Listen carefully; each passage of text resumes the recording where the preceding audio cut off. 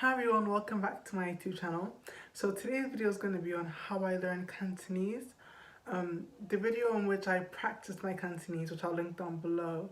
A lot of you guys were telling me how good you think my Cantonese is, and that made me so happy because Cantonese is really hard to learn, it's really difficult, and it felt so good to know that all my hard work and all my efforts weren't in vain, and yeah, I'm really happy about that. And some of you guys actually told me about how you're learning Cantonese or how you plan to learn Cantonese. And so I thought I'd share with you guys how I learn it because it's quite difficult to self-teach yourself because like I said in the video, there isn't really that much like stuff online for learning Cantonese. There aren't really that many textbooks. When people learn Chinese, they usually learn Mandarin and not many people learn Cantonese. And so it's going to be hard because the language is hard, and then also finding stuff to learn is also hard. But I'm going to share with you guys what I use, and yeah, stick at it because Cantonese is so fun. It's so great. It's such a lovely language. I love it so much. So if you haven't seen my video on how to learn a language in general, I'll also link it down below. I think you should watch it. In that video I shared like general tips for successful learning any language. This is just basically me repeating that, but just going in a bit more detail with Cantonese.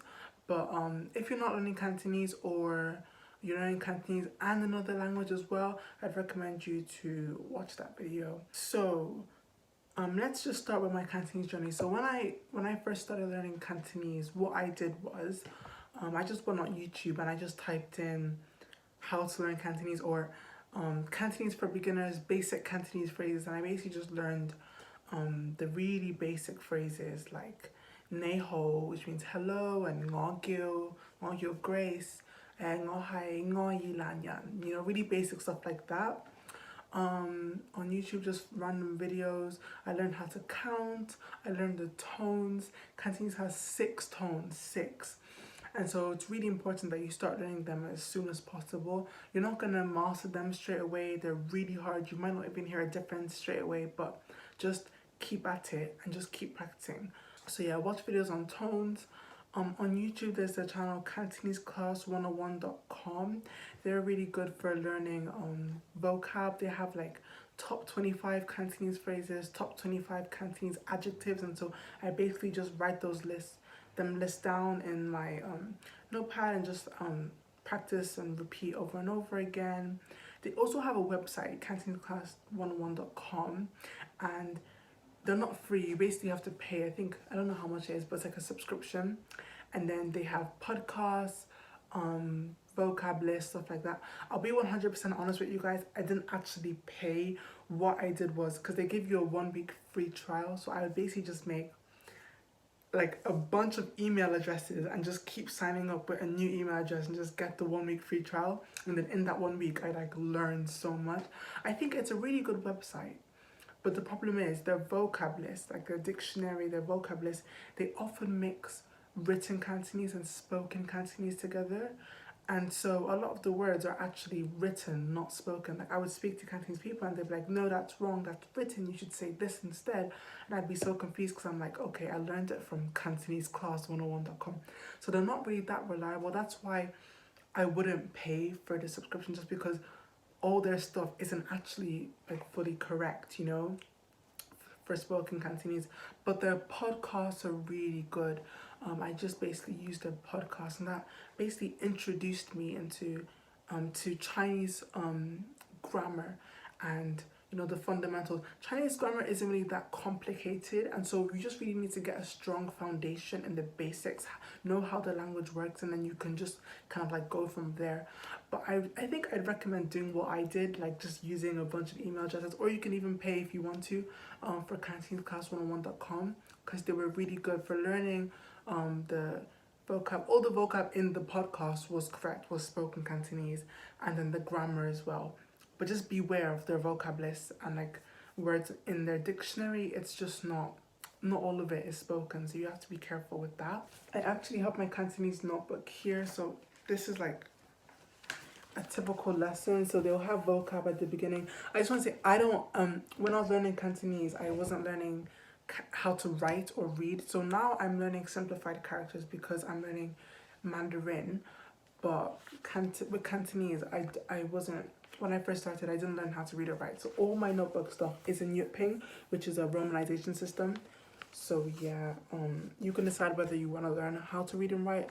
Now it's kind of hard for me because I have to, it's just kind of tedious going back and learning all the basic, how to write the basic vocab. So you can do it as you go along, but for me, I just really wanted to speak and understand. I didn't really care about reading and writing. So it really just depends on where your focus is, like whether you want to just speak to Hong Kong people or whether you want to be able to write and read everything. Also, these are like the adjective lists from Cantonese class 101.com. I basically just memorized these. And yeah, that's how I learned that's how I started off. There is this book now that I have years after I started learning Cantonese that I just bought. I haven't just bought it, but I bought it just a few months ago. And it's basically just a vocab book for Cantonese. And it's really good. They have pictures, a vocab. I mean, I didn't use this, but I'm sure if I use this, it'd be great. I'd recommend it. It is good. I'll try to leave a link below of the website to buy it. But basically, it's this like Hong Kong website. It's really good. They have vocab on a range of topics. I don't know all of this. Like this, I'm gonna learn from this. They also have Mandarin in here as well, if you want to see like the Mandarin counterpart. And it's just really, honestly, it's amazing. I haven't really used it because I've kind of taken a break on my Cantonese, which I'm planning to resume. But I definitely recommend it. So if you have enough money to buy a book, you can definitely buy this. I think it was like, I forgot how much it was, but I don't think it was too expensive. So I recommend this. So that's how I learned the vocab. But also what I did was I went on italki and I found a Cantonese partner. This is very, very important.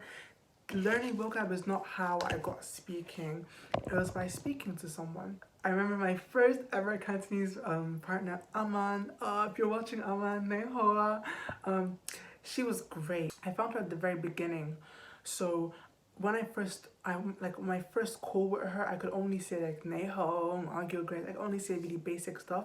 But she was really great for practicing the vocab that I learned and just consolidating it and making sure that I remembered it. I learned so many new words from her. She was also a great way to correct my pronunciation, correct any mistakes in my grammar.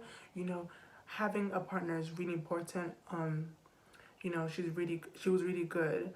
And even now, I don't talk to her anymore, but I still talk to Cantonese native speakers, and that's my main way of learning new words and practicing. And that's the only way that you'll get good, you know, because speaking can be really difficult with all the tones, but it's really important to find someone that can help you. For the tones, I know it's really hard. I would just say, how I got good at my tones and how I don't want to say master, but I'm pretty confident in them now. They're not really a problem for me. It's simply just repeat. Like every time you learn a word, like repeat after the native speaker so many times until you get it. You know, third and sixth tone is so hard to find, to realize the difference between them, to hear the difference. And second and fifth tone, they sounded the same when I first started, but keep doing it now. Obviously I can hear the difference. Keep doing it. Tongue twisters, Cantonese tongue twisters are a really good way to, you know, help you master them. So go go go go go go go go go go go go go go go go go go go. That means that older brother is taller than that older brother. So tongue twisters are really fun, but they really help me, you know, because you have to really pay attention to the differences. Go go go go go go go go go go. You know, so it's hard. It's really hard, but if you just keep at it, they'll honestly become really easy to you. And finally, the other way that I learned Cantonese is Hong Kong TVB Hong Kong dramas. Oh my god, they are so great. Hong Kong TV dramas, they're actually really entertaining as well, so it's fun. And what I would do is, basically, I'd watch them with subtitles, and I'll basically just write down any vocabulary that I felt was useful, you know, any words that I thought, you know, this word I'll use often, you know. So basically I just typed in useful vocabulary, and this is all from TV drama. So for example the word pink sea, that means usually. So maybe I'd be watching the drama and they'd say, oh, I usually eat this. And I'm watching and I'm thinking, usually, that's a word that I say often, right? That's a pretty common word. So I'd pause it, I'd go on my dictionary and I'd type in the word for usually, compare it with the drama ping, see, and I'd write it down. You know, so words that you think will come up often, or words that come up often in the drama, words that you hear a lot, you know, write them down. So this is another one, useful vocabulary. So 감격 means to be grateful.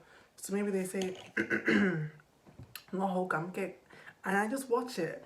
Oh, and that means I'm grateful, and I think grateful. I want to know how to say grateful, so I just look it up. 감격, you know. Another word I remember, gam guy. I actually remember like watching it and thinking they're like, oh, ho gam guy, ho, which means very awkward. So I think awkward. I say that all the time. I'm so awkward. So I type in awkward and then write it down. So there's words that you find that you use a lot, or words that come up often. You know, write them down. You know, repeat after the people in the dramas to get your pronunciation, because Cantonese pronunciation is so hard. Even like I'm not perfect, yeah, I'm not trying to say that I am, but repeat after them. That's the only way that you'll get good, because it really is hard. My favorite Hong Kong TV dramas are Encore Samsabok. The English name is The Hippocratic Crush. It has 2 seasons. Oh my god, I love that show so much. You also have Line Walker. What's the Cantonese name? I remember the Cantonese name now, guys. It's Si To Hang Ze. Also has 2 seasons. You also have Forensic Heroes. Oh my gosh. Honestly, Hong Kong has so many good TV dramas. So just type in Hong Kong TV dramas in Google and just find some. Watch them with subtitles. On sites like Kiss Asian, you know, so, like drama sites, you can watch them on there with English subs. And just write down so many words, and then talk to someone that speaks Cantonese and practice those words.